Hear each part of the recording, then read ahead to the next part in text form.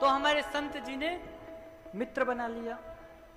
अब चोर की दोस्ती करोगे तो महाराज गुण तो आएगा ही। सो कन्हैया रोज बाबा के साथ संत जी के साथ घूमते फिरते। तो एक दिन संत जी को कहा, अरे भैया यहाँ द्वारिका रहते रहते, वो जगन्नाथपुरी में रहते रहते बहुत दिन बीत गए, और ये जगन्नाथपुरी में आकर हमें बिठा दिया गया भैया, ना कहीं आ जा सके ना कहीं घूम फिर सके। बढ़िया वहां ब्रज में थे, कितना कितना बढ़िया था, और यहाँ जगन्नाथपुरी में बिठा दिए एक मंदिर में ला के। वहां ब्रज में रहते थे, कहीं चोरी कराते थे, कभी किसी के घर हो आते थे, कभी कहीं माखन चुरा लेते थे। यहाँ चोरी करबे को नहीं मिलता। संत जी ने कहा, रे चोरी करबे की क्या जरूरत है, तुम्हारे पास कुछ कमी है का? सब कुछ तो। कन्हैया बोले, देखो भैया हम हैं चोर, और चोर को जब तक चोरी ना हो तब तक मजा ही ना आए, तो कुछ चोरी वोरी हो तो आनंद आवे। बोले तुम्हें कहा चुराना है?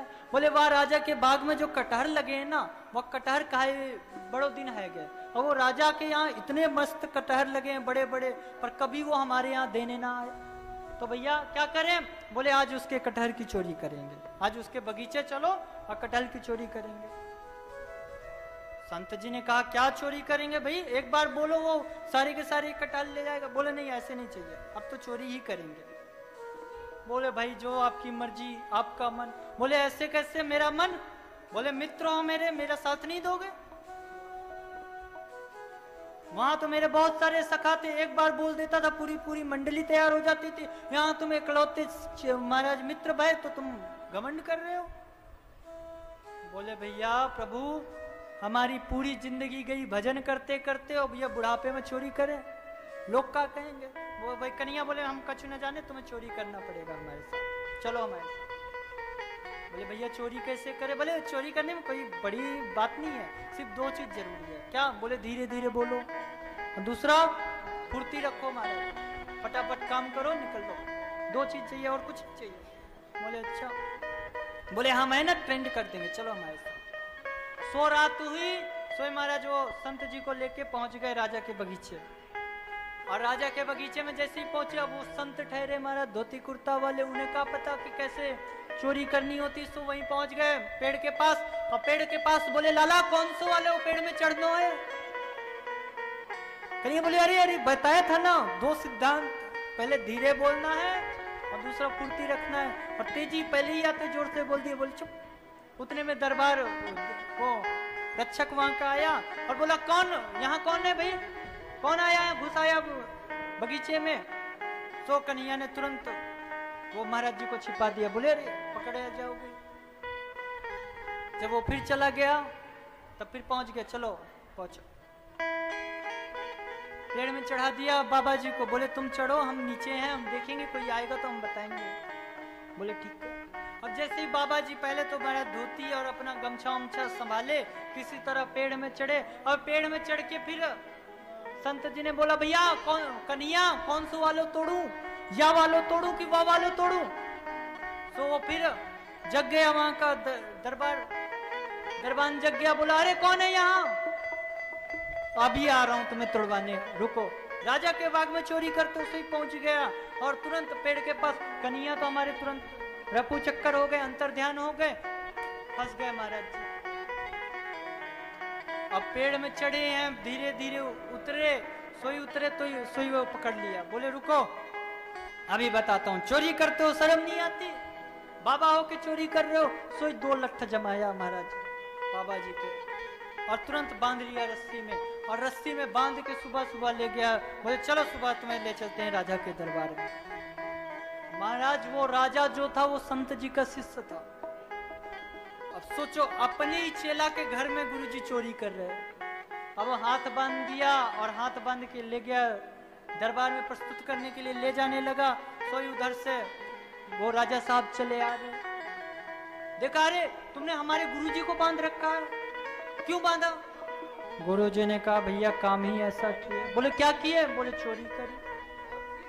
बोले महाराज आपको क्या जरूरत थी चोरी करने की? बोले वाह चलो हम तुम्हें कमरे में बताएंगे। सो कमरे में ले गया, गुरुजी ने सारा वृत्तांत बताया कि तुम हमारे जगन्नाथ प्रभु को कटहल नहीं खिला रहे, सो कन्हैया का मन हुआ कि हम कटहल खानेंगे, सो आपके बगीचे में चोरी करने आ गए। राजा ने सुना, अरे भगवान को मेरे बगीचे में चोरी करने की क्या आवश्यकता है, सो पूरा का पूरा बगीचा ही जगन्नाथ के नाम उस राजा ने लिख दिया और पकड़ा दिया कागज संत जी को। संत जी हाथ में कागज लेके चले, रास्ते में कन्हैया मिल गए। बोले कैसी रही बाबा रात? बोले कन्हैया रात की ना पूछो, पर देखो तुम चोरी करबे गए तो तुम्हें कछु ना मिली, हमें भले 2 डंडा पड़े तो पड़े, पर देखो पूरा का पूरा बगीचा का ये देखो कागज ही नाम कराते हैं। तो आज भी जगन्नाथ महाराज में आज भी उस राजा का पूरा बगीचा जगन्नाथ जी के नाम पर है, और आज भी जगन्नाथ जी में वहीं का फल की वहीं की सब्जी आज भी भोग में लगाई जाती है। तो हमारे कन्हैया का स्वरूप जो है, जिस प्रकार भजोगे, जैसे भजोगे, बस भजो तो सही, हमारे कन्हैया उस रूप में आपके समक्ष उपस्थित हो जाए। तो हमारे प्रभु की इतनी सुंदर लीला। हमारे सुखदेव जी जो इस भागवत के प्राकट्य करता है, हम लोग आइए उनका दिव्य चिंतन करते हैं। जो इस भागवत को प्रकट करते, उनका स्वरूप कैसा है। वेदव्यास जी महाराज, उनकी एक कुटिया है, सम्याप्रास कुटिया। उसमें दोनों बिट्टिका देवी और हमारे वेदव्यास जी दोनों विराजमान है। बिट्टिका देवी जी बैठे बैठे उदास मन से वेदव्यास जी से कहती हैं, स्वामी बुढ़ापो को समय आए गयो, अभी तक पुत्र को मोह नहीं होती, क्या हमारे जीवन में कोई पुत्र नहीं हो? वेदव्यास जी ने कही, देखो जो भी भगवान की मर्जी होगी जल्दी पता चलेगा, तुम चिंता ना करो, जो कन्हैया ने लिखी होगी, कन्हैया की मर्जी होगी, सो होगा ही। ऐसे कहते कहते महाराज बिट्टिका देवी जी बैठी, और हमारे सुखदेव जी का प्रकट कैसे हुआ? कहते हैं हमारे सुखदेव जी राधा रानी के गोद में वहां गोलोक धाम में खेलते हैं। आज कन्हैया की उस गोलोक धाम में राधा रानी की गोद में हमारे सुखदेव जी महाराज खेल रहे हैं। उस समय राधा रानी जी ने कहा कि हे पुत्र, तुम जाओ इस संसार में और जाकर जो यह कलुषित प्राणी हैं, जिनके मन में जो कि महाराज इस संसार रूपी कुचक्र में फंस चुके हैं, उन तक जन जन तक कृष्ण कथा को फैलाओ। और ऐसा कहकर बिट्टिका महाराज राधा रानी सरकार ने सुखदेव जी महाराज को आदेश किया।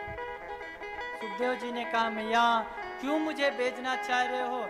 वह संसार इतना माया रूपी, वह संसार ऐसा है जहां मैं जाकर फंस जाऊंगा, और जो 2-4 माला आपकी जपता हूं वो भी मेरे हाथ से छूट जाएगी।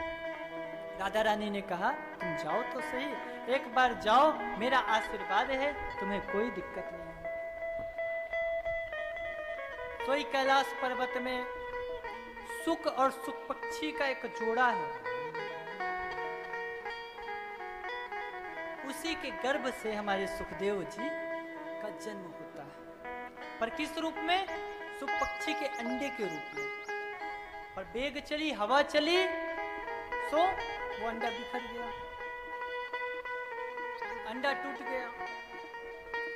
उसी समय इधर महाराज शंकर और पार्वती जी में वाद विवाद चल रहा। वाद विवाद कराने वाले कौन? हमारे नारद जी।